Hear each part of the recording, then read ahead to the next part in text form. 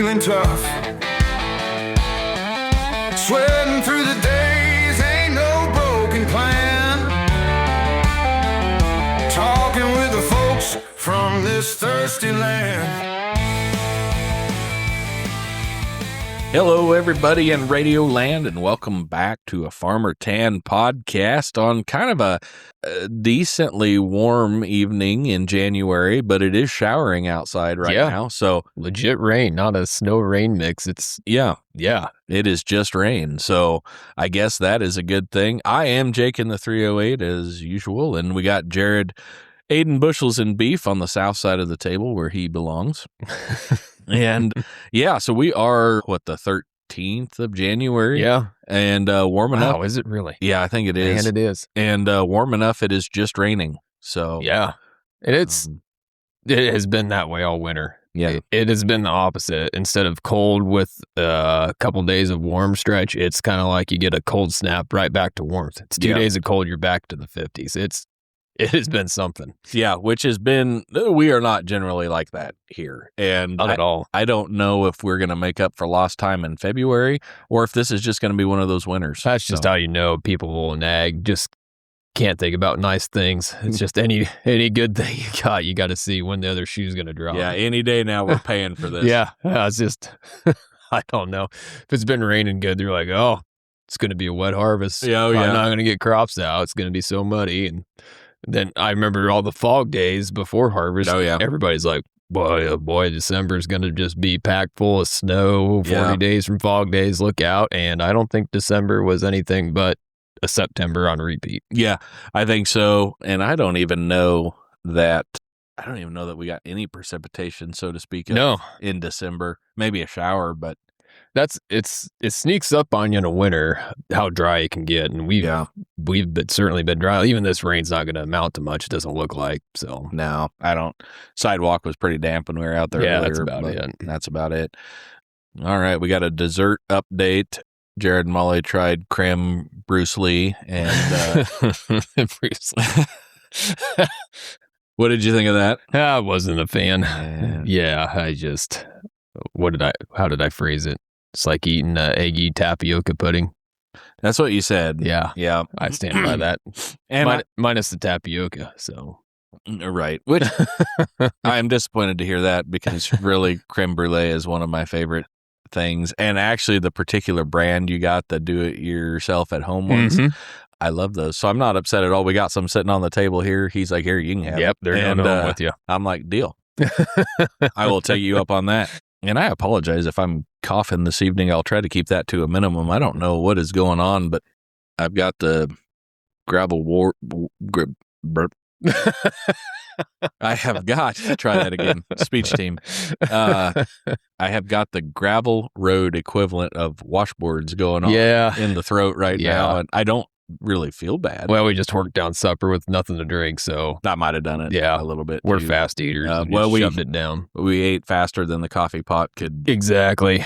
And wouldn't it be handy if you were a ruminant and you could just kind of get a do-over when you don't chew your food very well and just shove it down? I do wish that. Yeah. Especially if it was something really good and you're like, I wouldn't mind chewing on that some more. I know. I mean, heartburn's not the same thing. I don't think that's the goal of it.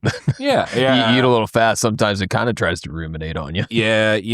As far as humans go, regurgitation is not. No. It's usually unpleasant. Oh, man. Yeah. Ugh. I say usually, like there's a time. Oh, that was nice. Yeah. That's no good. You said tapioca pudding. I think I pretty well grew up eating pudding that had cooled. And I came out here and like Grandma Lori will serve you tapioca pudding like right out of the pot. Yep. I grew up on instant pudding. Oh, yeah. So it was cold. Well, and there is instant pudding that you have to cook, though. What? No. Oh, yeah. No. Like heat and serve type pudding? Yeah, that's not instant pudding. Well, that's your regular pudding. No, regular pudding is like you have to get all the ingredients yourself. You can't just tear the top off a sack. No, it's homemade pudding. All right. Well, anyway, we agree to disagree. We had Grandma Lori would make a batch of tapioca and then just pour it hot in a bowl and set it on the table. And I'm like, I don't I don't know how I feel about this. I think tapioca pudding was kind of my least favorite of the puddings. Maybe you should try it hot, because I'm here to tell you, like, I about can't eat cold tapioca pudding now. Really? Yeah, I like it that much. Huh. It's like a dessert soup, and it's fantastic. Dessert soup. Yeah, and I love everything about it. So anyway, there you go. Yeah. Dessert update. Yeah. You put food in front of us, we'll talk about it for a while. Well, it's the one thing we all have in common. That's right. We all need. You notice that no matter what type of podcast you listen to, everybody will start talking about food at some point. At some point. Yeah. Yep. That's absolutely right. People talk about their vacations, where they ate is a big part of it. Yeah. Oh, yeah. Yeah. Honestly. I'm not belittling it. I do the same thing. Made it about 6 minutes in before coughing in the mic. So, yeah, absolutely. I would even take a food-themed vacation. That's a good idea. Like a travel passport, but it's food. Absolutely. I'd be down for that. Yeah. Yep. Somewhere that, not that it wouldn't be okay around here, but I would go somewhere that maybe has different type of food than what we have here, just so you can try something different. Yeah. Yeah. I suppose. I could definitely be on Triple D Nation or whatever with. Yeah, and you see even some of these videos of small town Nebraska spots that you just hole in the wall. I mean, I shouldn't say hole in the wall, but just places you wouldn't expect in a town like that. But, they just nail something that well that's what they're known for, except it's such a small town where it doesn't get out that much. Those are the places I think I'd like to just kind of hear about and go. Yeah, I would absolutely. It's like that random pizza place in north central Nebraska or something like that. It's just kind of unexpected, but yeah, I gotta go see what. But it's also kind of risky because if you get your hopes or you get your expectations built that high and it's excellent but not the best you ever had, then sometimes that can be a disappointment too. That can be disappointing, but I would definitely get in on that. I would. Yep. Oh, yeah. I would definitely. It's all the spare time I have. Absolutely. Yeah, we'll just put it right in there. Spare time and money, we'll just travel around and eat food. So, guy can dream. Yeah, oh, yeah, absolutely. Actually, that's what Aaron and I did. So our honeymoon, we went down to Corpus Christi, but we drove because we wanted to do what we wanted to do, see what we wanted to see on the way. And so coming home, we pretty well just drove straight through. But on the way down, man, if we saw something, that little hole in the wall restaurant, like no kidding, we'd skitter to a stop. And of course, you're in barbecue country then. So yeah, I think we ate barbecue from like Oklahoma City all the way to. One time, Molly and I were just talking. We were just debating. We had a place in college in Lubbock, a barbecue place we really liked, and we were just debating like, could we get down there and back in a day just to go eat at that place? It was. I mean, obviously a silly conversation, but not entirely. No, I actually see no reason to not do that. So yeah, I absolutely think we should do that. All right. So what? Farm and ranch update. Yeah. Oops. Did I turn you down? Yes, I did. Hang on a second. Try saying something again. Oh, there you go. We had not reset the place since we had Caitlin on there the last episode. And so I still had all three mics live and I saw the bar jumping around and I assumed you were on number 2, but I turned number 3 clear down and then you disappeared. So welcome back. Yeah. Well, that's a good way to silence what I'm saying. If you don't agree with it. Oh yeah, I have. Oh yeah, absolutely. I'll just hit the cough button and yep, there you go. Yep. Boy, it's like we're a bunch of amateurs around here, but that's what you get. So really, I mean, nothing too crazy. We pretty much got all the hay sold that we were gonna sell, at least for now, till we see what winter looks like. You came and got your loads, and kind of got that taken care of. It's never the greatest feeling when you ask somebody if you can buy hay and you're like, how much? Yeah, right? You're like, oh no. Hopefully enough. Well, I've had a couple people like, hey, do you got some hay for sale? I'm like, yeah. And like, well, I'll take 8 loads. And I'm like, well, wow, that'll cut into how much hay I have for sale at some point. But I don't know if we get through another month or 6 weeks. Oh, yeah. That'll probably clear up a fair amount, whether we need it or not, which I don't know if you'll still need it at that point. But we're either going to be just right or we're going to be kind of long yet. I tried to hedge towards having enough setback. But we've made it a long way into winter without feeding much. No, hay, I mean, it just feels like it hasn't started yet. Yeah. Like, that's why the date sneaks up on you, is because you just kind of, you're stuck in this early November mode over and over and over. Yeah.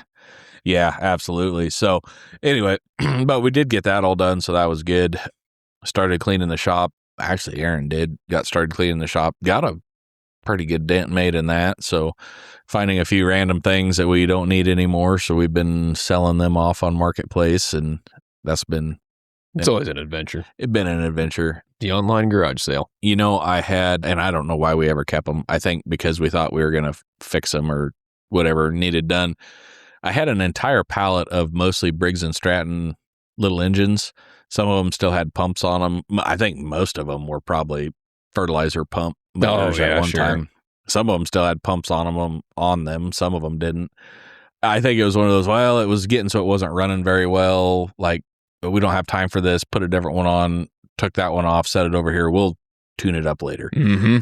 And the last time we cleaned the shop, we kind of put them all together on a pallet and went, well, we'll kind of work through those a little bit and, you know, put some carbs on them and do whatever. Never really did. Feed them some bread. Yep. Feed them some bread. And, well, carbs are good for you. Yeah, that's right. Or maybe they're not. I don't know. Yeah. But anyway, so I thought, I could just throw them in the iron pile, but just for fun, I took a picture and I said $50 or make me an offer. And right. I mean, instantly somebody was like, yeah, I'll give you $50. No kidding. And I'm like, really? And the guy's like, yep. Turns out he's got a early high school age boy, and him and his buddies like to tinker with engines and stuff. And that's a good hobby to be in. Yeah. So they were going to work on them and tune them up and stuff. So that's good experience. Brought him into the store, and he swung down. We threw him into pickup, and away he went. And Sweet. Everybody was happy. So I got a radial arm saw that we actually ended up breaking the handle on. It was a pretty nice Bosch one. And just over time, finally one day I was cutting a board and the handle come off in my hand, and I'm like, but it still works. But we just bought a new one to replace it. And I'm like, $50. And somebody's like, yeah, I'll take it. And I'm like, wow, there you go. Wow. So actually, as we were talking here tonight, some guy's supposed to be coming by to buy an old side-by-side. So, hey, yeah. We'll Marketplace see. is pretty handy. It is. I tell you what, I do like looking through there. Yeah. So it's just like one big old flea market. It is. It is exactly what it is. And it is the most miserable search engine, search terrible. Function. It's impossible. Yeah. It is impossible. Because you're like, I want to see this thing that I saw earlier, and you search that term and it doesn't show up. Never. And all these other relevant things. So yeah, it's it's crazy. Yeah. But you look at something half-heartedly and it shows up forever. Oh yeah. Over and over again. There was some small rescue unit. They were selling an ambulance. Oh yeah. And I just clicked on it for fun because it was Ford, like a early 2000s. I was like, I wonder what it is. Mm-hmm. It has been showing me ambulances now. Like, I'm in the transportation business. I'm like, I literally just clicked on that one out of curiosity. It's ridiculous. Or you click on a payloader, and then for some reason they're like, here's a bunch of pickups you might like. And how are those two things related? Right. And they're like, we just have so many of them. You just need to look at them. Yeah. And you're like, okay, I will. Yeah. Or you type in Kenworth. Yeah. And it's like, here's some lawn sprinklers in Gothenburg. And you're like, right. And they're like, well, here's some stuff farther away. Yeah. Right. But it's farther away, and it's also nothing Kenworth. Like, is that a sewing machine? Like, well, maybe they put Kenmore. I mean, I don't know, but it is ridiculous. And I also get mad when like the sponsored or the ads in there, and you're like, oh, that's exactly what I'm looking for. Yeah. And you click on it, it's a dealership site. You're like, no. Yeah. Tractor Zoom. You're like, oh, good. Yeah. You're like, oh, a fairly priced tractor. That's not what I'm going for here. Yeah. Absolutely. So anyway, yeah, been doing some of that, but calves are still getting fed and backgrounded. So that's good. That stuff has been going kind of well. Well, it's actually been going really well because we're not. Yeah, exactly. We're not spending any time or energy trying to stay warm. No. So everything's going to gain. So that's been going good. Chores have been relatively easy. Right. So that's all been good. And yeah, cleaning the shop. And that's really about it around there. Fencing a few cornstalk fields and moving a few cows around, but nothing too crazy and nothing's really too terrible. So yeah. we decided to invest in a bobcat this winter. Oh yeah, be sweet. Kind of wanted something to push snow at the store if we needed it.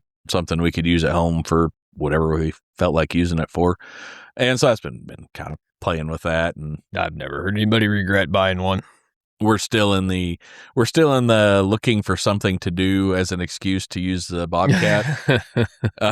Like I bet I could open that bottle of water with the Bobcat. So been doing a little of that maybe, but I kind of hope the snow pusher just has weeds growed up around it and I can't find it because I'm really not looking to use it. But yeah, no, that'll be nice. That'll be super handy. so that'll be kind of fun. Anyway, so yeah, got that going on at the store. Really, clicking along. It's been a nice winter, which on one hand makes stuff a lot easier for us. It does actually have a tendency to slow business a little bit. Just, yeah, I bet. The nice weather and don't need to feed as much energy or, something like that. So, but it has been okay. And I don't know, nothing too crazy there other than we're kind of working on doing something for rolled corn. And so that old International semi-tractor, we ended up not selling it. We kind of kept a hold of it. So I think we went and got a grain hopper to put on that to kind of help that rolled corn shuffle out a little bit. And so going to do some of that. And that's been about it, really. Yeah. No, that's down.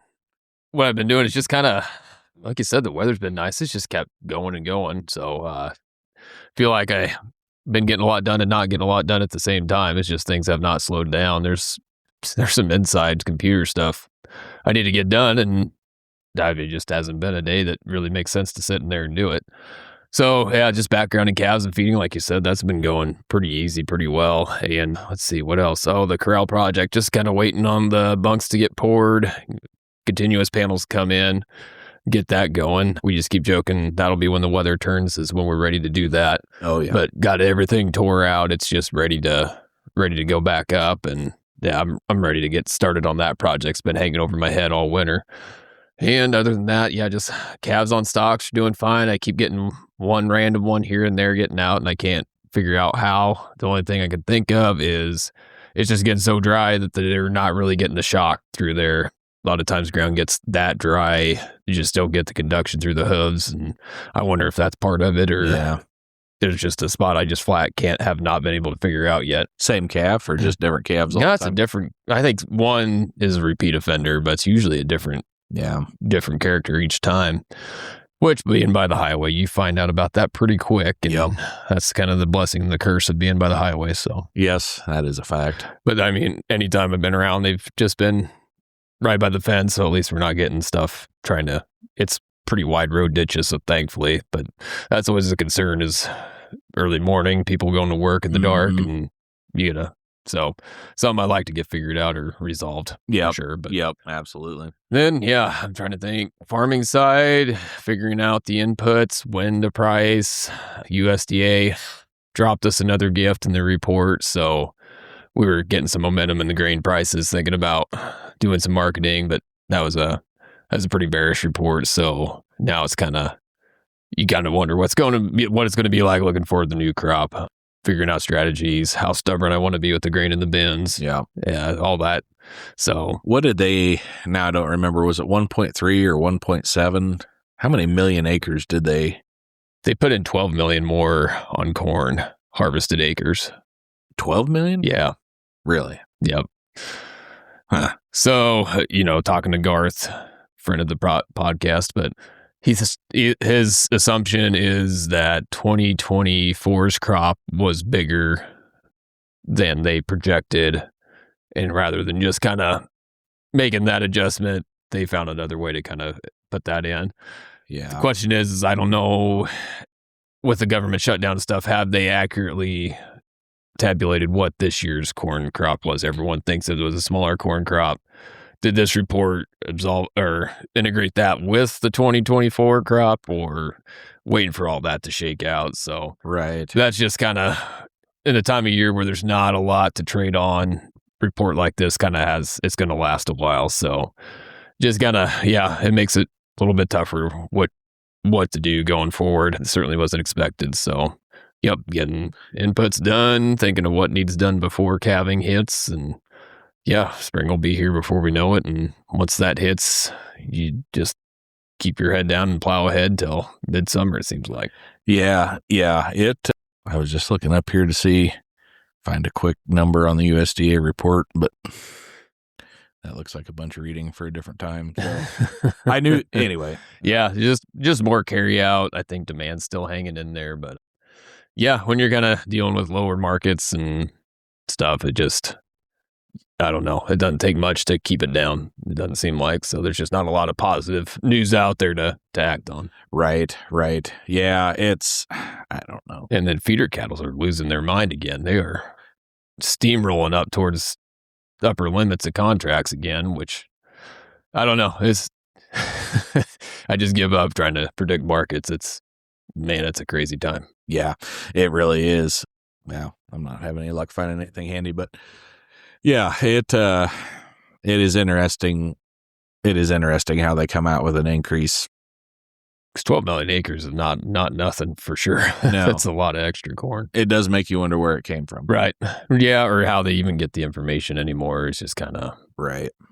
It just makes you wonder how much how much they're trying to actually get an accurate report or how much other stuff is behind the scenes. I think the skepticism's growing year over year. It just doesn't seem like these reports are making a lot of sense back to back. They just, yeah. It does seem a little interesting. Yeah. So I don't know. We went on a tractor adventure one day. Yeah, we did. Didn't quite pan out. No. But it was a good time. So it was. Looking at tractors is always a good time. It is. We should find another one to go look at. Yeah, we should. I've been looking. I've been hunting, but just haven't. Seems like anything I find, like a Facebook Marketplace, message right away, and just haven't been able to get there physically quick enough. Someone else always beats me to the punch. So yeah, that's been a bummer. Yeah, which is disappointing. And then auctions, you kind of sit and wait on them, and ends up going for a lot more than you think it might go. Put you behind the 8 ball and everything else. So yeah, I don't know. That equipment stuff it's hard to find the balance, I guess. Yeah. I got a 1981 Alice with a loader that I'll sell you. Hey, I don't know. At this point, I'm all ears to anything. I actually ran across one on Marketplace. I about sent it to you, but it's a 2-wheel drive TW30 or TW35. Is that an Alice? It's a Ford. Ford, okay. Blue Ford would have been like probably mid 80s, I suppose. Probably in that 120 to 50, 120, 150 horse range. I about sent it to you just to be ornery, like, hey, here's one that probably fit the budget. It actually looked really nice for what it was. I can hear Nick McCormick yelling from here. Yeah, right. Just don't do it. Right. I'm like, well, I don't know if he wants one that old. I don't know if he wants a 2-wheel drive, and I don't know that he wants a Ford. So I have kind of gone through every scenario on a loader.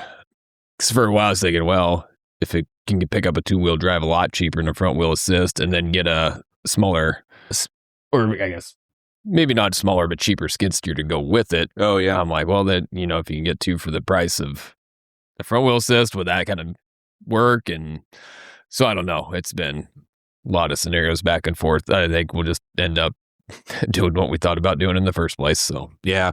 Aaron and I went through that when we were looking at buying that skid loader. A little bit of a different situation because we were looking to clean snow, but we went, do we want to update the loader tractor, or do we just want to add a skid loader to it? Which, I mean, that 215's got a loader on it, and then we can put a loader on the Alice. Ultimately, we just decided the Alice is getting kind of tired. Yeah, but I can't pull a hay rake with the skid loader. So yeah, that's the thing, is because it's looking at payloaders. Yeah, it'd be a better loader, but I also like to use it for tractor functions as well. So yep. So we actually decided, instead of updating the Alice, to just keep it, because it pulls the feed wagon and it pulls the hay rake, and that's really about all it does. Mm-hmm. It'll keep doing that. Yeah, and not a big workload on it. Right. Yeah. And then to spend the investment on getting the skid loader, because, if you want to go dig a hole in a dirt bank, well, that's way better. Skid loader is built for that more so than a loader Sure tractor. is. So, yeah. And this one is big enough. I mean, I probably couldn't unload the semi, but I bet I could load hay on your semi with it. Really? I mean, I couldn't reach across. I'd have to go around, but I think it'll lift high enough that, I mean, it's probably not completely super great, but I think it would reach high enough that they would roll into the center. Yeah. So, and I've noticed, kind of looking at skid steers, the newer, bigger ones, they're classifying them as compact loaders now. They're not even listed as skid steers. They're called compact loaders. Yep. This one would be considered a compact track loader. Yeah. Yeah, that's kind of great. Yeah. I don't know if that's a marketing thing or they're just kind of like, these are not the same creature anymore. They're so capable. Yeah. I mean, they've come a long ways for sure. Oh yeah. We grew up with the gas powered Mustang and that's exactly what it was. If you got the rocking with it. Oh yeah. It just kind of get perpetual and you'd make it worse the more it bucked. Yep. I know it. We typically either had cases or New Holland. We had a New Holland one. I guess he's had two, maybe. We had an 1840 that I really liked. That was a really good skid loader. It would handle one round bale if you were pretty careful. Oh, no chance of the Mustang. Not a chance. You had to kind of know sudden movements and, I mean, it would do it. Yeah. But in this one bale, it just plays with it. But it's got like a 3,200 pound lift capacity on it. And yeah, it's I remember the Mustang, I think it was, I'm trying to remember the bags of seed. It's a little over 20, so it's low 20s. So we're talking just a little over 1,000 pounds. Yeah. Nah, I picked up the rear end on that Mustang. That was, even that was a little too much. But I mean, it thinks about how far equipment's come since we were growing up to where it is now. You know, Dad, when he got a new row crop tractor, our loader tractor's a 4010 growing up. With the Wonder transmission, as Nick McCormick calls it. It was a wonder if you could get it in. You wonder if you get it into gear and wonder what gear you're in. Yeah. So it's kind of a good point. We needed to upgrade loader tractors, but instead of just going and getting a different one, he just threw a loader on the 8300. That was the farm tractor. I mean, talk about playing with bales. I use it sometimes when I'm getting bales from south to haul up to the place, and oh man, it just toys with them. You just put the bucket tilt back, and you can about flip them over the cab. You just right. It's just crazy. It doesn't even work it at all. Yeah. You know, well, it was kind of like putting that loader on that 215. Oh yeah. I mean, which. In hindsight, I wish I would have put a different loader on it, but the price was right. Sure. With the loader we bought. Got a Bob Barker deal. Yeah, and we kind of need to reseal all the cylinders now. That would probably help a lot. But yeah, you can grab two bales, pick them up. Yeah. But I mean, you also think about what bales have done in that time. I don't know what a bale weighed back in the 90s, but it's not uncommon to be 1,500 to 1,700 pound bales anymore. So just so can pack so much tighter. That's the thing, you know, those grapple teeth, they'll sink into bales like they used. I know it. I know it. They're wrapped so darn tight. Yeah, it's kind of crazy. I don't know. I figured after you got done hauling the hay from our place, you were either going to want a red one or swear you were never going to own one. But I was thinking about that, which I used it last year to load too. First load, you're like, man, you don't know what he's missing. I mean, right. I'm not even, it's like, I don't know what it would take for me to buy this, but I'm kind of over it. And by the last load, you're kind of like, no, I can get behind this. So it's just more, you're used to what you're used to. Right. And once you get used to something else, you're like, oh yeah, I've got it figured out. This is going a lot better. But I'm pretty sure the fourth load I load is 5 minutes faster than the first load I load. Oh yeah. Right. It's just because you're just getting it all figured out. But yeah, it's so foreign the first load, but by the time you're done, it's just kind of just old hat. So yeah, and you know that one, we never did put a joystick on it. Yeah, that's a little different. It is, and that's sort of we always talked about doing it, but when we first put it on there, like we need to get it on there. That's how it was set up when the loader we bought was set up that way. Didn't have a joystick or anything that went with it, and so we just did it that way, and it was fine. We'll get it changed later. Well, it's been on there long enough now that it really doesn't matter.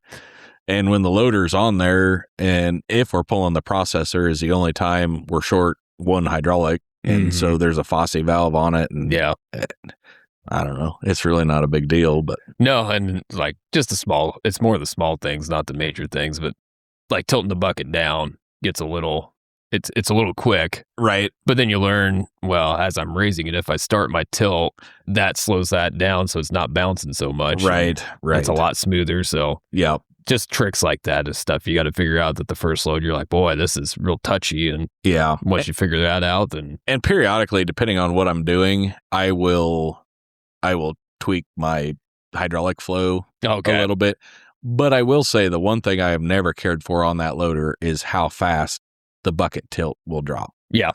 And I've actually wondered about putting a orifice in there. That's somewhere. what I was wondering if that would make a difference. But then I was like, well, would it make your tilt back real slow? Because it doesn't tilt back super fast. No. And you know what's interesting is I've actually tried different remotes on the tractor just to see if that mattered. Yeah. And it doesn't. It acts the same way. But I've got the same brand of loader on the Alice. Oh, yeah. And it is not that way. Okay. So I don't know. But it's kind of like the loader I'm using, I can whip around in that. But yeah, I know what it is. I know someone else gets in it, they're going to be like, what kind of contraption do we have here? Right. Yep. I'm like, well, you just got to, before you forward reverse, you've got to make sure you slam it far enough over in the right or it's not going to grab and it might pop out of the lever. So you need to kind of realign it and push it forward with your finger and get it back in. Right. To me, this is just all second nature, but someone else got in there just, this is miserable. Well, and yeah, you don't think your tractor has any quirks to it till you start trying to tell somebody how to run it. And you're like, oh, hey, if it does this, do that. And it might throw this code, but if it does, don't worry about it. And this is plugged in over. Yeah. And then their eyes are just wide eyed. And then you leave. You're like, oh, I need to call them. I forgot about this. This is pretty important. Right. And, I don't know, on that Alice, it has got a mechanical joystick in it. Oh, okay. It's plugged into one hydraulic outlet. Yeah. And, but it's a joystick, cables, pulls a valve, like mechanical style. I do feel like you can really feather that thing, but that's what I grew up on was mechanical linkages and, levers, as Nick would say. So. Yeah, the 4010, you had to kick the PTO on to run the loader anyway. So, which I think I told this on the podcast before. I started feeding with a 4020 propane. With a loader, the same thing, you kick the PTO on, but I'd hook it up to a Kelly Ryan feed wagon. Oh, yeah. So from loading it to hooking it up to getting to where I needed to kick the PTO on to feed, I kind of had to figure out how high to leave the bucket because it would settle. Oh, yeah. But if Kelly Ryan's, you kick the PTO on, it's kicking out feed. There is no. So that was kind of, you had to have the bucket so high so you could hook it up, drive it down the highway, across the road, get to the pens, and still have it not dragging on the ground so you could kick the PTO. Yeah. So now I can't remember 40. What did you end up with? A 4760 on the feed wagon. Yeah. Yep. So that's been a little bit of an upgrade. Oh, man. That's, yeah.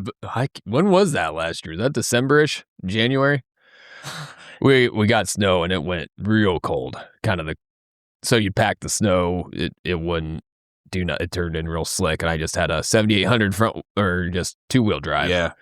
And the way the feed pens work, it's in the bottom and it kind of comes to a T. So you can't get a run at this little hill to get up. It's just kind of a 90-degree turn and up you go. Yeah. Well, I had to put diff locks in and get it to, I think it was 14th or 15th gear just to get enough momentum to get up there. And sometimes I'd fail. I'd have to back all the way back down. And now this front wheel assist dualed up. Yeah. We will not struggle anymore. Yeah. Mostly because it's been 50 degrees and no precipitation. Exactly. I mean, 2-wheel drive would have been just fine this year. Right. Yeah. Yeah. Well, like you said, you can't bonsai up the hill because different feed wagons, the spout's long enough. I could throw the duals back on. I mean, if we don't make it, we probably ought not be feeding with the feed wagon anyway. It's right. We're probably talking 2019 kind of conditions. Yeah. Kind of crazy for sure. So yeah. Well, I don't know. What do you think? BSB time? Sure. Do some of that. So BSB, I think, as a matter of fact, we have got a sponsor back again for BSB. We are going to be doing Fits at Ag Works again. They're going to be riding along in 2026. Ben said he liked it so much that he'd throw, can you believe it, $1,000 at us an episode. Man. Yeah, per episode. Well, how he is. Yeah, well, don't make liars out of us. Speaking it into existence. But no, we're kidding about that part. But he told us to tighten it up. Yeah, right.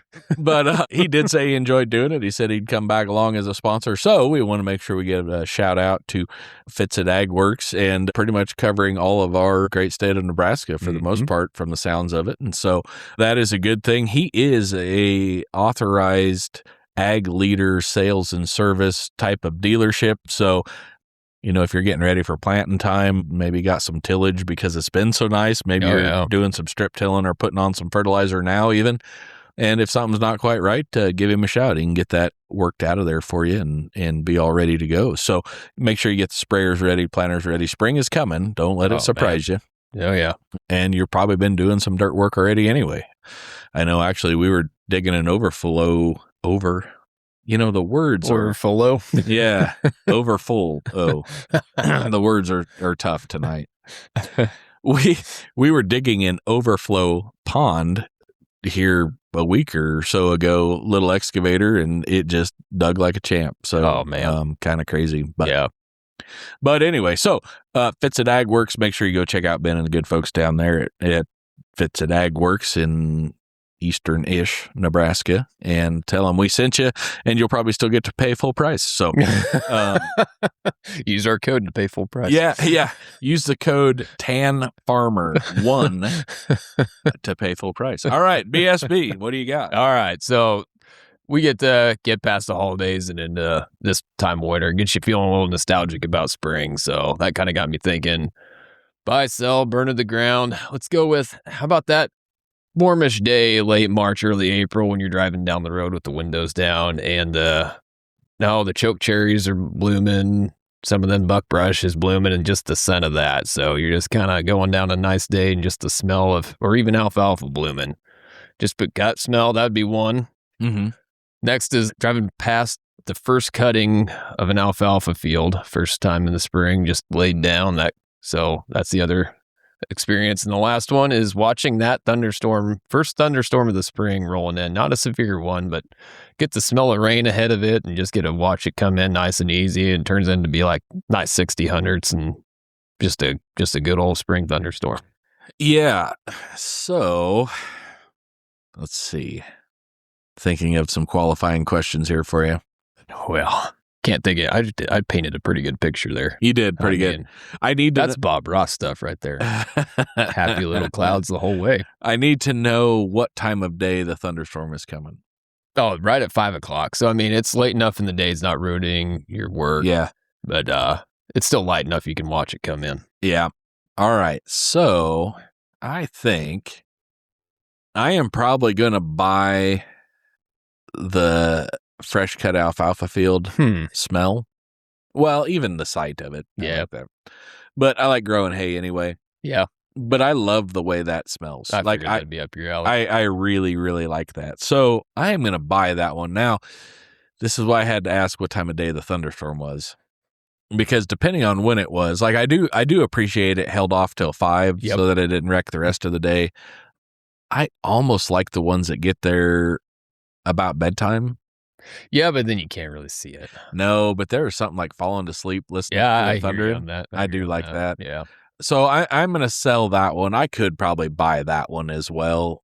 And I also, like, it's kind of odd out here, but like the daytime thunder, like we don't get that real often. Like, that 1 o'clock in the afternoon, 11:30 in the morning. No, just that's pretty rare. It's always evening overnight. Yeah, but sometimes every once in a very, very great while, you'll get that one that kind of settles in and there's a few rumbles of thunder throughout the day. Yeah. That's kind of fun. Yeah, but that's true. That was not the question. So, I am going to sell that one. I guess I am burning to the ground the flavorful smellings in the spring. Oh, yeah. Not because I dislike them. I actually really like when the plum bushes are. I'm throwing them in there too. I'm just putting the whole collection in. Yep, I like that. There is something about that springtime air that just smells different. Mm-hmm. Even if you like walk outside in the morning and that first morning that it's already like 65 to 70 degrees and you step outside, it smells different. Mm-hmm. And I do kind of like that, but I guess I don't like it as much as the other one. So yeah, unfortunately, I will have to burn that to the ground. Like I said, I had to try to think of a positive one. We've kind of been a bunch of foodies and negative Nancy's on BSB. So yeah, well, it's sometimes you got to pick the thing you hate the least. That's a lot of being an adult, I think. And most of it, actually. So yeah, I'm going to be a bit different. I'm going to buy the thunderstorm, man. I root for that in the spring, like chance of rain. I'm like, oh, I hope it comes that time of day, and you can just kind of watch that kind of come in and see it fill in the spot you need it to, moving southwest, northeast, and just seeing that all come together, and then the smell of rain right in front of it. Oh man, Love that. And I'm going to sell all the bushes. I just think that's a neat surprise. You're just kind of windows down, and all of a sudden you're like, oh man, what is that smell? Yeah. And you just come up on a road ditch with them in there, and that's just a kind of a nice treat on your drive. It's just, you never think about those, how good they smell, but it is better than, oh man, what's that smell? And then having to put the windows down. So, yeah. So, yeah. Well, hopefully you go buy a plum bush in the spring when you have to do that. And then I'm just burning alfalfa to the ground just because I know I'm going to get 3 more times through the summer. So yeah, that's fair. Everything else is kind of pretty short-lived. Thunderstorms in the summer, that's usually more of a, ooh. Yeah. You get into July, you're like, yeah. need the rain, but yeah. But the spring ones are usually a little more low risk. So yeah, because even if they do brew up a little hail, depending what time of the spring, sometimes there's nothing around for true. Them to hurt, really. Like, yeah, if it hails and grass isn't really gotten going, crops are growing points below the ground if they are up. So it's just kind of, but yeah, that July one, when you got everything into it and you just kind of, those tend to be the ones you're like, I just want to clip the edge of these. Yeah, that one can be a little ugly. Yep. So, no, that's where I'd go just because I know I get another bite at the apple on the alfalfa. Yeah, that's probably fair. You know, I remember I was probably 4th or 5th grade maybe, and we always chopped haylage back home. And this was second cutting, so we were chopping away, and boy, it was getting to be about that 5 o'clock, and like, it's getting dark. And so back home, actually out here too, for that matter. But if you ever had a storm that came from the north, that was usually a bad deal. Yeah, no, our worst one came from the north. Yep, and man, it was getting dark to the north, and like, boy, I hope that's going around us. Like, I hope that's already north of us, moving away. And at some point, like, you could tell it's getting closer. And like I said, 5 o'clock, and it's coming and coming. And so we're chopping and chopping. Dad's running the chopper, and Grandpa and I are dumping trailers, and it's getting closer and closer. And now it's like 6 o'clock, and it's like the wind is doing weird stuff. Yeah, starting to, And we used to run like the John Deere's, if you're familiar with those silage wagons. So ours had the ribs on them with the beaters in the front. They weren't the old wood truck wagon style. They were more current than that, but it was the same basic idea. And I think we were probably running a couple of them at the time, or a few of those. And anyway, but I just remember Dad like, okay, stop dumping trailers. I want to chop them all full, because if you know anything about those silage wagons, like, they're a kite looking for when they are empty, to blow one over, blow it down through the field or whatever, like it happens. And so Dad's like, I want to chop them full and leave them sit, so if that storm hits, they're loaded. Mm-hmm. And so, okay, yep, that made sense. And so he chopped one loaded, and Grandpa and I hooked on with the tractor, and we pulled it up in the yard, and then just left it hooked on the tractor, and he was chopping the last one or two or whatever. And on his way back to the house, like, he almost like didn't make it. Like it hit pretty well full force when he had it loaded, but he was on his way back to the yard, and it got pretty ugly. He was driving, we had a pull type John Deere chopper, and so we had a case, 1070 case that we pulled it with, had a cab on it, thankfully. But he said, it was like the wind was rocking the tractor back and forth, and he's like, man, I think he was going to leave it hooked on, but it was looking ugly enough that, like, he pulled the rope and dropped it in the yard and ran the tractor in the shed, then. And I can't remember now if he rode out part of that, like, standing in the shed, or if he gave up and, like, ran for the milk barn. But it was, anyway, I just remember it was black until it got to us, and then it turned green. I actually don't think we got a lot of damage. That's good. Out of that particular one. A lot of wind, I remember, and a lot of rain, I think, but I don't think we had anything what you would consider severe. But yeah, it was. Yeah, those ones that come out of the north are no joke. Yeah, sure. Yep, they'll get you. Oh yeah. So I don't know. It just, you get to that point where you need the rain, but. Ugh. Yep, I know it. That's, like I said, those late summer ones can make a crop or ruin it just as easy. Yeah. So, yep, that is a fact. Alrighty. So I was thinking, what else you got? Anything exciting? No, No, didn't know if you want to dive into it or not, but you hear a lot about that.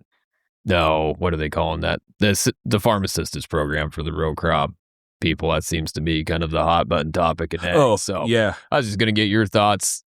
Some ag kind of takes a lot of arrows over in general. So just, I don't know. I was going to get your thoughts in general, kind of what you think about the whole farm payment program, if this one specifically or what, but it's just something that seems to, when it happens, it stirs up a lot of things on both sides. So yeah, I have very mixed feelings on it because I think there is a time and a place for a little help, but it gets hard because anytime the government meddles in free market, it turns into not free market. Right.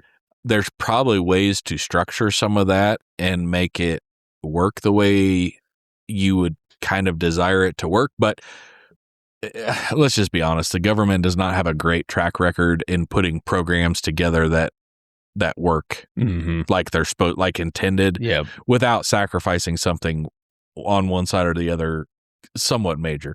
You know, one of the problems I have with it is that they will tie so much other stuff to a bill that may or may not even have anything to do with it. And so I dislike that. I do think it encourages, and don't misunderstand me here. Like I'm not harping on, you know, row crops and corn and beans and that kind of stuff. Like that is not my intent, but I do think it has led us to a position where it is potentially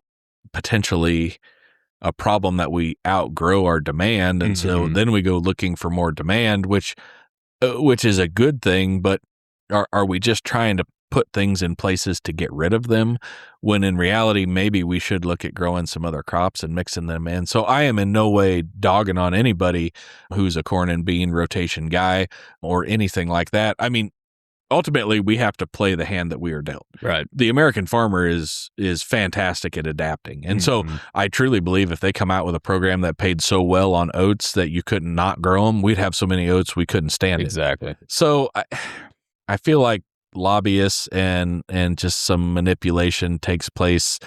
You know, why is it corn and beans that primarily get the big handouts? You know, I don't know, but then I feel like we artificially disrupt the price cycle, whatever that would be, because a cheap enough commodity at some point weeds itself out. Right. So I guess that is that wasn't a great answer, but maybe they are a necessary evil, but I don't necessarily like them. Yeah. I agree with everything you said. I just throw in, if you put this on a bill and presented it to farmers and ranchers, I bet you 99 out of 100 times they get voted down. This isn't your grassroots production ag people who are lobbying Congress for this. And I don't know if this is true or not. I've heard it's a lot of the John Deeres, the bigger, I mean, I'm not picking on just John Deere. It's equipment manufacturers, crop input sides that will lobby for it because they know that will end up in their pockets. And that makes a lot of sense to me. Yep.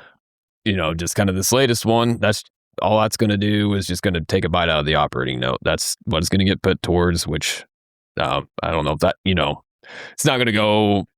I think a lot of people think this is just going to go out to a new pickup. No, not, and it could in some cases, but kind of the other gripe is there's just so many, you can only put so many rules and regulations on a bill like this. Right. So the people it's intending to help, I think this kind of started out to try to help out this kind of the smaller operations, because you do not want your food supply tied up in a few big conglomerates. Right. So I think kind of this is incentivized. They want to keep as many family farms going as they can, because knowing you don't want it to get to a few enough hands that they can start to control the food supply. And I think that's a good idea. But on the other hand, there's enough tax laws and stuff, and the fact that the bigger corporations are split up into, or the bigger operations are split up into 5 different corporations that are each going to take their own. So yeah, it ends up helping the big get bigger unintentionally. And, you know, I hear a lot of, well, if you guys aren't in favor of them, just stop taking them. That sounds good on the surface, but if you know anything about the government, they do not spend money. Right. So if they allocate that money and most of us don't take it, they're not just going to take it back and smartly invest it. Right. So a lot of this is just they set aside and, just a lump sum and all the applicants will just get a percentage of that. Right. So fewer people apply, it's just a bigger chunk than more people. So, well, and you could make the argument, if you don't like the price of corn, just don't plant so many corn acres. right. Well, right, that works to a point, but there's one guy out there who's planting all the corn acres he can because everybody else pulled back. It's a little bit the same. Well, if you don't like the subsidy, don't take it then. Well, Yeah. right, except if 50% of them do still take it, now you're not even being competitive with those 50. So, or that 50%. And the other thought I has is, do I use those dollars better than the U.S. government? And yes, I do believe I probably do. Just kind of seeing all the government waste and stuff. Right. So no, it's not something. And the other thing is, you hear this big number. If you get it down, split down, this isn't the difference of floating an operation or not. If you're terribly mismanaging your operation, this will not be the difference from not making it to making it. They're not that kind of program. It's not that kind of bailout. And also, the other thing I don't understand, this happens in every industry. There are stuff like this, every industry, why ag gets the spotlight shined on it a lot more. I don't know. But yeah, so it's just conflicting. Part of my deal is anytime the government subsidizes something, it never works the way you want it to, right? So you can be talking about crop insurance, you can be talking about going to college, you can talk about wind energy, you can talk about farm programs and row production costs. Like, I don't care what you want to talk about.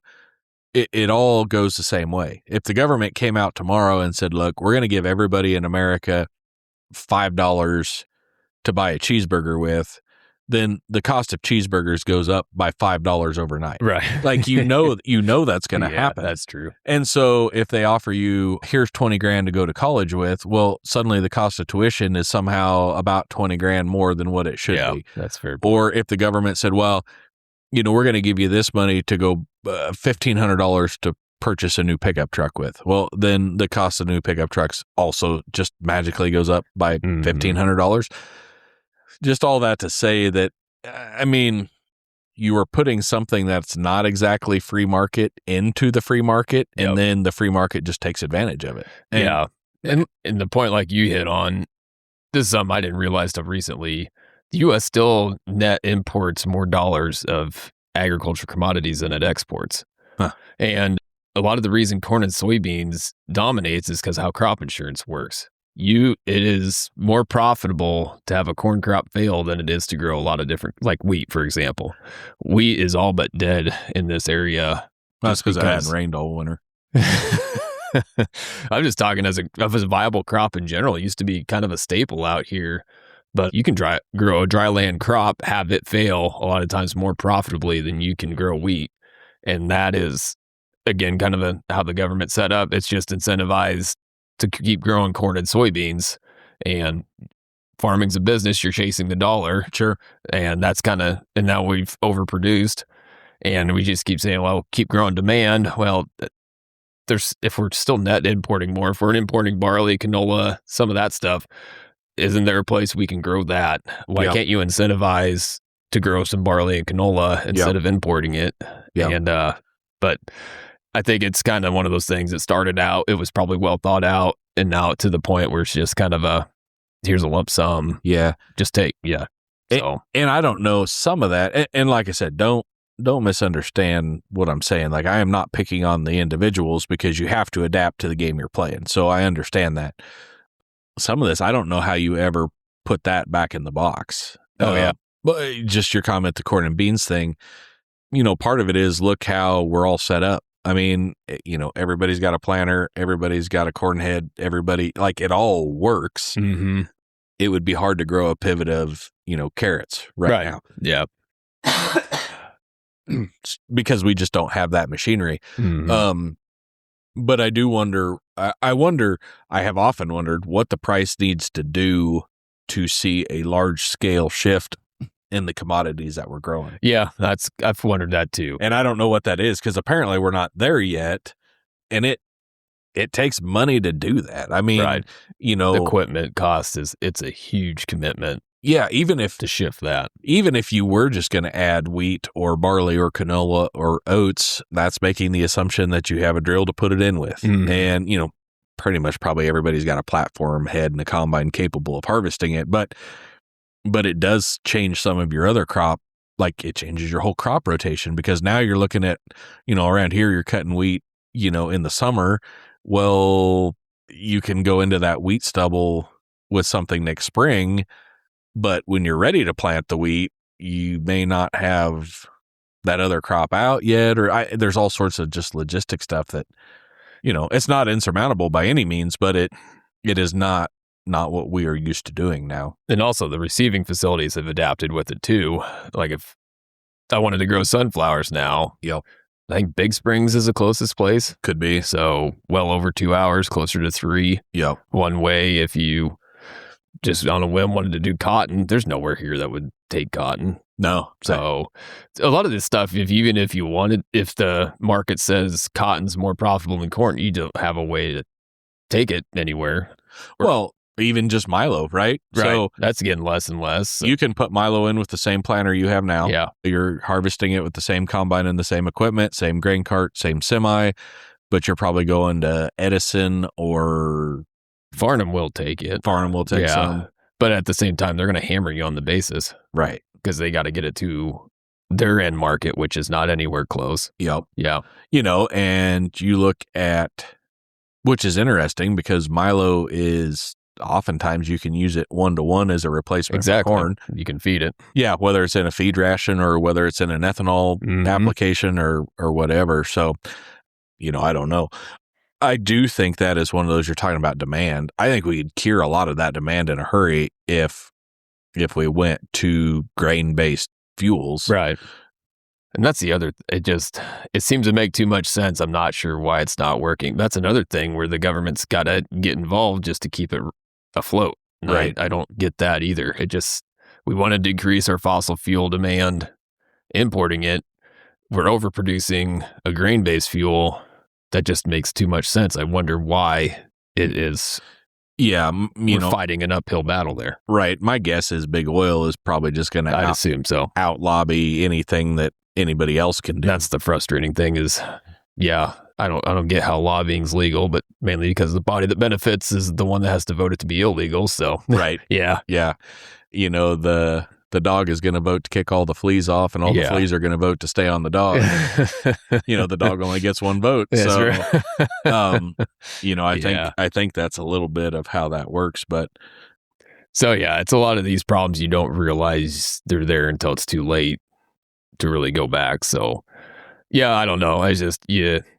Anytime these programs pop up, it seems like the reaction gets to be more visceral and more on both sides. Yeah. And I think a lot of people just misunderstand how where farmers and ranchers stand on it. I think, like I said, I bet if you put it up to a free vote, it'd get voted down more times than it wouldn't. It would be interesting to see. I don't know. The whole thing is interesting. I mean, some of this has definitely changed what risk management looks like. Right. Which also makes it maybe more likely to assume more risk, whether that's more acres or like you said, like I can grow a fair wheat crop or I can grow a pretty poor corn crop. And maybe because of government programs, maybe the poor corn crop still is a higher, income per acre. Well, that doesn't really make any sense. No. So, I don't know. I don't know. Yep. So no, I just know that's been making the rounds. So I thought, see what your thoughts were the same as mine or what, but everyone I talk to seems to be in the same boat for the most part. It just makes you wonder why they keep happening if this is kind of everybody's attitude. Yeah. I don't know. I don't know the reason for that. I don't know. Yeah.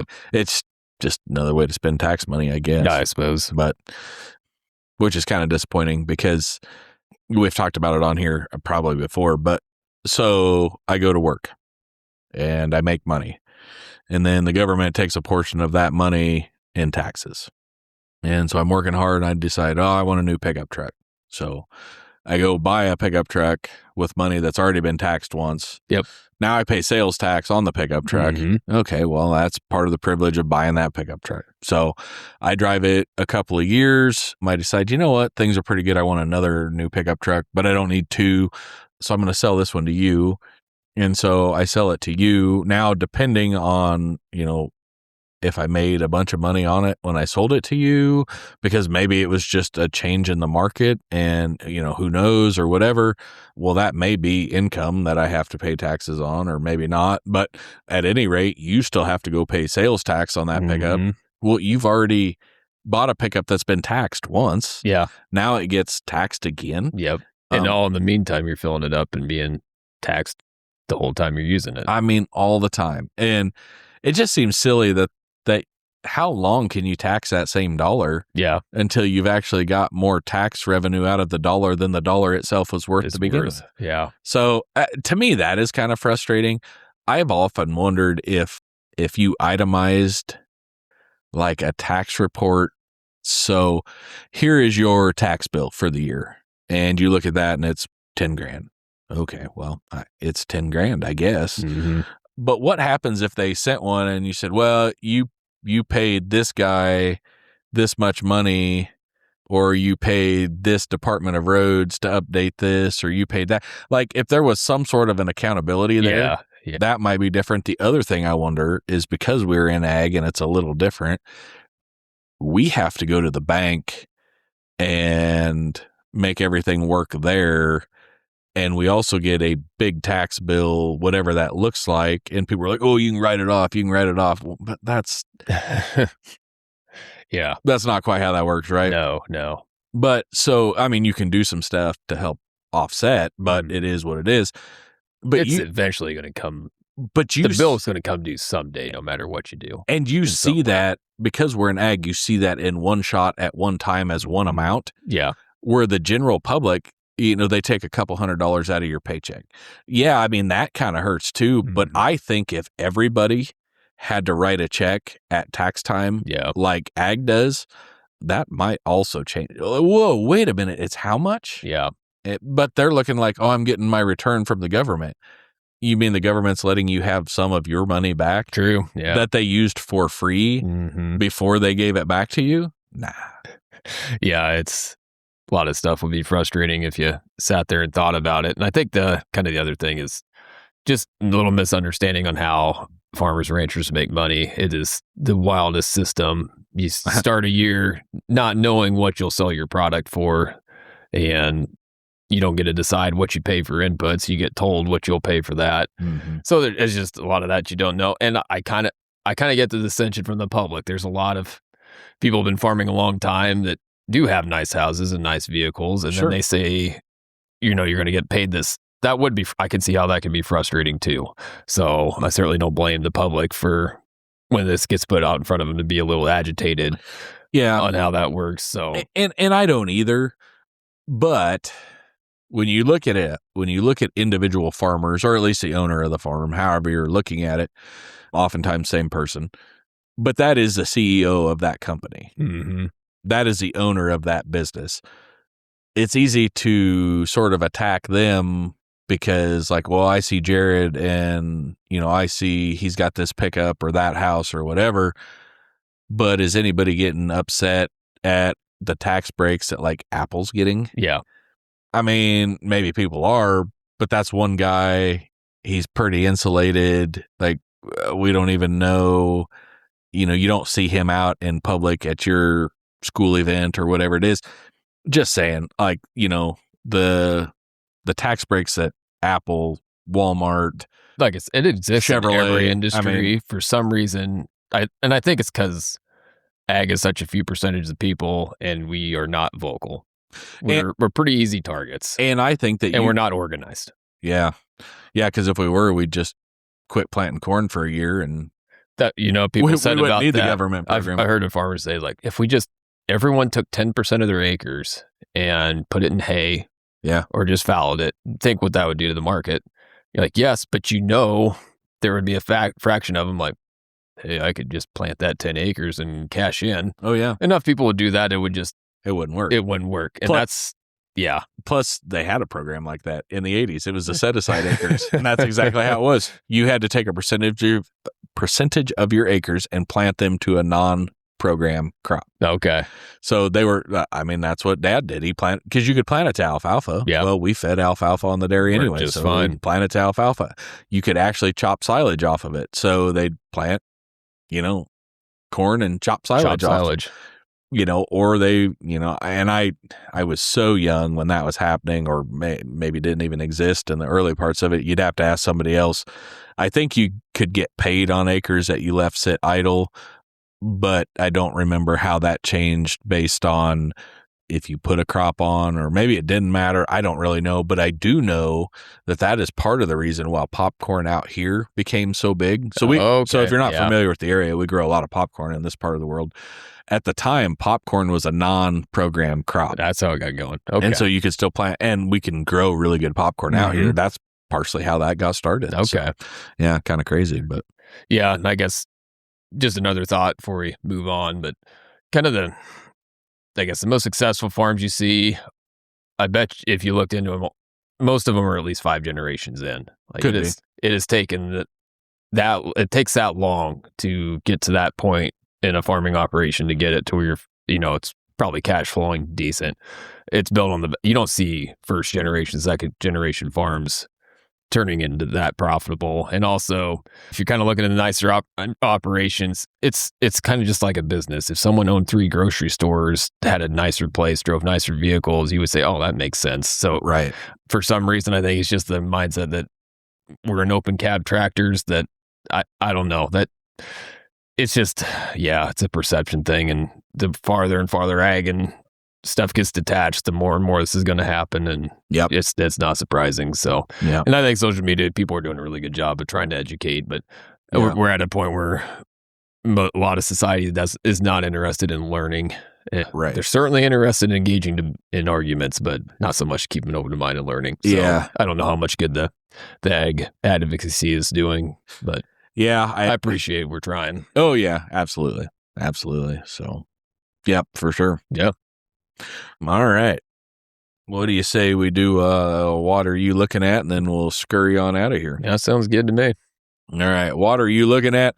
Brought to you tonight by Richardson Irrigation here in Gothenburg. Any well water issues you're having, you can certainly go hit them up and talk to Joe and the good folks down there, see if they can help you out with their problem, which I bet they can help you out. It's probably trending towards that. We're going to be firing up pivots a lot sooner than we usually do again. That's kind of been the theme the past few springs, but I can certainly see that being the case again. It seems to be maybe trending that way, so don't want to wait till the last minute to get that taken care of. So, let's see here. What are you looking at? I typed in, what do I have to do? And then we'll see what comes All right. right? I bet we got a pretty good bag here. It's actually not as great as I thought. That's a bummer. What do I have to do to get a passport? Just don't travel anywhere. You don't got to worry about it. Stay in this country. You don't need one. Yeah. I guess you go to the post office. I don't even know. Couldn't tell you. Yeah. Never did. Yeah, sorry. Yeah. Anyway, somebody is hollering out like, no, you guys, you go to the courthouse. Maybe you do. I don't know. I just see if you can just flee the country illegally, I suppose. See if you can travel without one. Yeah. Try to do that. Get back to us. Watch some Jason Bourne stuff and you'll figure it out. Absolutely. What do I have to do to get my license? Okay. Not terribly specific. So I'm going to say, pass your driver's test. Yeah. Probably. Yeah. Written and driving. Isn't that a crazy concept? You'll have to pass a driving test once in your entire life. It is. Yeah. Not that I want to do it again, but it's kind of a crazy system where you're like, you passed it when you were 16. We don't need to question you. You should on out. We don't need to retest you on the laws. We don't need to check your driving. I don't know if I could actually, I probably could pass it now, but there's some things that I'd have to. Because there is a serious group of people out there, more than I would like to admit, but believe that when you merge on the interstate, you have the right of way. Oh, yeah. That it's not a small group. Yeah, right. Like people are like, oh, I get so mad. These people didn't let me merge on. They didn't slow down so I could get on. I have the right of way. I'm like, no, you don't. No, you don't. You have to fit the flow of the interstate. But that explains how a lot of people merge now. Come on out here. I'll merge Oh with my you. goodness. Yeah, I know it. But they forgot that since they were 16 and they're out there driving with the same conviction that that's actually the way it is. Yeah, I know. Oh my goodness. You almost wonder if that's like the Mandela effect for I don't know. for driving. But you are right about that. And any four-way stop in a small town, you would swear they don't test for that at all. Right. It's just if we show up, we'll just try to, I mean, rather than follow the rules, we'll just try waving each other across till someone gives in. Yep. Yeah, it's basically how it goes. I muscle my way through. I kind of do too. If we show up, I have the right of way. I'm just like, well, the person with the more conviction will go. And that's me 99 times out of 100. Yep, absolutely. Like I will take control of the situation. I will just go ahead and go. Yep, I'm leaving. Yep. How do I renew my passport? Well, we don't even know how to get one. So that's fine. Next one, how do I get my permit? Well, you have to be more specific. Yeah. Are you getting a permit to renovate your house? You have to get a permit for that? If you live in town. Really? Oh, yeah. The interior? Mhm. You do? Yeah, you got to get a building permit. I had no idea. Oh, yeah. Don't be like overhauling your bathroom without a building permit. No kidding. Yeah. Yeah. I had no idea that was Or- such a thing. Or if you're going to put like a fence I get that one. around your backyard. Yeah. But yeah, no, if you're going to do work to your house, there's maybe like a level at which like you could maybe put like new countertops or cupboards in. Right. But I think if you're like doing something considered renovating, yeah, you got to have a building permit. Wow. Yeah. That just kind of goes back to how much do you truly own your home and truly own the land you supposedly own. Just don't pay the taxes on it. It's just more like a lifetime lease is all it is. Oh, absolutely. Yeah. Try not paying taxes to see how long you hold on to the ground. They'll come back and get it. I don't know if you're getting so permit, maybe a park permit. Hunting permit? Hunting permit. Yeah. You stop at the ranger station to get your park permit. You know, I think you can do it online now. That's how I do it. Yeah, you can. And you can get your hunting permit online too. Let's see, what else do you need a permit? I guess this permit, I got a permit for that. Says you can do whatever you want. It just says I can do whatever I want. I know. Heavy load. Oh, yeah. Heavy haul permit. Yep. Yeah. Or oversized load permit. Yep. You have to get a permit to cut hay in the road ditch. That's true. Yeah. So there's a lot of permits that one There would is. maybe have to It's get. a fair. So Yeah. Want to know how to renew my license that I do know is at the courthouse? Yep. You got to do there. What do I have to do to become a police officer? Oh, okay. So go to police officer school, I guess. Where do you apply? Is it your county sheriff's office? Or, I mean, everything's online, but let's take that out. Let's just assume you want to do it in person. I don't know. Huh. If you just run. And what are the prerequisites? You have to have a criminal justice degree or. I bet that helps. Yeah, I'm sure it does. Huh. I never thought about that. But I don't know. I honestly don't know. But I don't know if you can just go apply at like Grand Island where they've got like, the State Patrol Academy or whatever. But I guess that's kind of State Patrol too. So how do you become a county mountie? Maybe you just walk in and you're like, hey, you looking for help?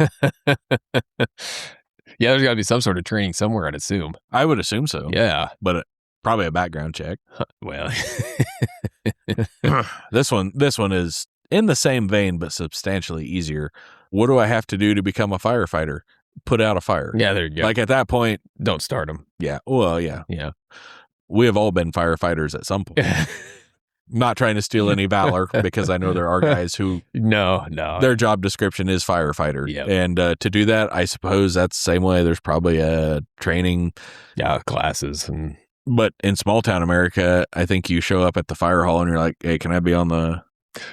Yeah, and there's quite a bit of coursework to I believe do that, even to be a volunteer. Yeah, it's it's a special group. And to volunteer, you got to take all the classes and it's show up. It's not your full-time job, so you got to drop what you're doing, but it's not just we'll take you. It actually takes kind of a lot of time on the volunteers part to actually get certified to be a volunteer. So that's kind of a crazy system. It is kind of crazy. Yeah. Which I always thought would be kind of fun. I know my brother did it. I know you're on the EMT side. Pastor Greg's EMT and fire department? No, just fire department. Just fire department. But a lot of time we were so small, we got to rely on firemen to drive ambulance calls. So No, sure. 99% of the time we have firemen drive the ambulance. So That makes sense. We can man the back. Yep, makes sense. So I know a lot of people that do it. I always thought it'd be kind of fun. I'm old enough now. I'm like, I mean, if a fire breaks out, like, okay, and that's different, right? Like house fire versus like wildfire around here. Yeah. Like grass fire. Yeah. So if you're going that way, all you need to be a firefighter is a nurse tank full of water.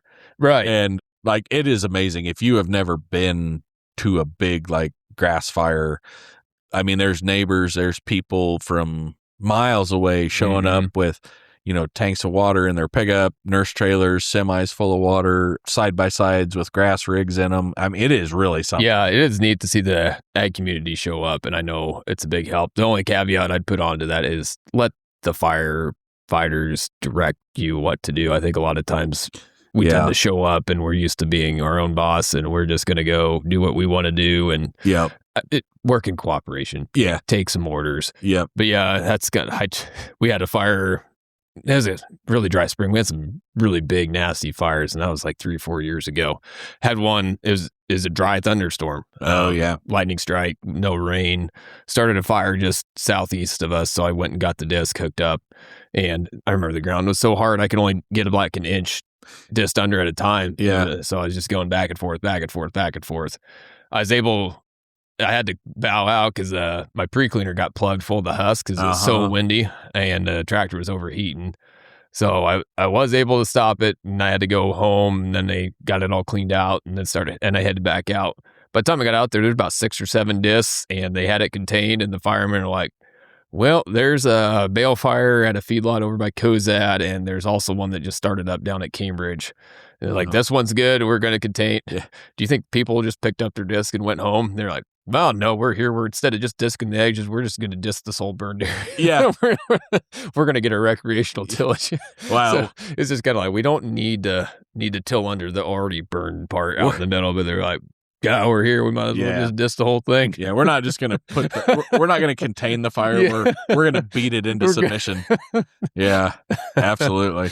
So I got a kick out of that. We had all the borders disced, and most of it was like, yep, that's good. The firemen all left long since, and there's 3 guys that are like, no, we drove this thing 10 miles to get here. By golly, we're going to do we're going to put her in the ground. Well, you can't have a half disc field. That's right.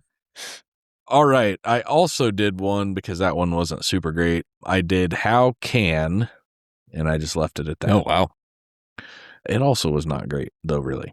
How can I get a USDA loan? We just probably don't even have time to cover all that here, but go to your USDA office and say, hey, I want a loan. Yeah, there's probably the same people yelling about it existing in the first place. Yeah, right. Depends. You want a grain bin loan or first-time farmer loan, or there's all sorts of stuff. But go up there and see them. How can I watch the Husker game today? That is a good question. It is a good question. Probably playing some basketball, maybe. Right. Man, how about that? How about Nebraska? Dude. Number 8 in the country. I mean, what kind of weird world are we living in? Have you seen that picture of Bobby Knight and Tom Osborne? Yes. It's like, who's going to tell them? Yeah, right. In 30 years, it's going to be what it is now. Indiana football playing for championships. And Husker basketball. Husker basketball leading the conference undefeated. Which is fun. Yeah, it is. Which is fun. I mean, I'd rather still be the way it was. But well, it is what it is. I'm a football guy. Well, yes. Yeah. It might be time to be a basketball guy. I can't quit them. How can I make money fast? Well, okay. There's a lot of ways you can, but few of them are probably what you would desire to do. If it was easy, everybody'd be doing it. Right. Wouldn't we all just have a lot of money? So, how can I watch the Steelers game tonight? No, you didn't want to do that. That was a miserable I say that watch. Was from the other day. Wow. That was, last night, because we're recording on a Tuesday. I think it was 13-6 about the end of the third quarter. I mean, it ended up being like 30-6. It wasn't even great defense. It was really good defense mixed with some mind-boggling decisions that led to turnovers. It was just a sloppy game. That's tough. Yeah. Which, I mean, in all reality, I'm not a huge Steelers fan, so. I'm a fan of defensive battles. That's not what this was. It was just a terribly played. It was just, You know, I like some good defense. I don't dislike a shootout style offense. Like, I don't mind it either, but there's just something about when you see an offense that's visibly frustrated just from what I go back to Super Bowl with the Panthers and the Broncos. Yeah. Like how great that Panthers offense was and just how visibly frustrated they were. Just by the shellac and the defense put on them. I thought that was fun. Yeah, for sure. Yeah, it's fun. And I mean, defense wins championships. That's what they say. At least that's what they say. Yep. How can I make money from home? That person should get together with how do I make money fast? Yeah. And you just make fast money at home. Fast money at home. Yeah, I'd be curious what kind of options there are there. Well, I mean, so much stuff is work from home now. Right. That answer may not be, it may just be like, get a job that lets you work from home. Yeah, I suppose so. And I don't know exactly what they're asking, obviously. I mean, there's been points where you always think about what's that part-time second job I can pick up on the side. And I just don't know what's out there exactly. I don't know either. And this probably went back to the Steelers game, but how can I watch Monday Night Football? Start by watching on Monday night. That will help. So, that is what are you looking at for the 13th of January? And I think maybe we're just we can't ride off into the sunset. No, the sun's already set. Yeah, we might roll out into the streetlights, see if it's still raining or not. Yeah, hopefully it smells like rain. Yeah, I hope so. I would like that. That would be good. All right. Well, we're going to pull up to the end of the field, let you out here. Careful you don't slip on the step. It has been showering a little bit. Yeah. And we'll see you back here next time. See ya. Bye. Stories of the crops and the toil we face. Farmers 10 Podcast brings us to this place. Turn it up loud, let the tales roll. From the heartland with a rebel soul. Bringing voices from the fields and plains. Farmers 10 Podcast, break those chains. Hard calloused hands and a dusty hat. Echo of the stories where the field's at. Weathered faces and the old Barn Creek podcast. 'Cause the people where the earth and sky meet.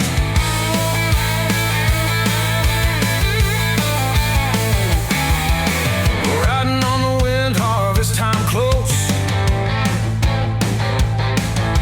Whispers of the wild sunflower grows. Tune in your soul to the rhythm of life. Farmers 10 Podcast, cut like a knife.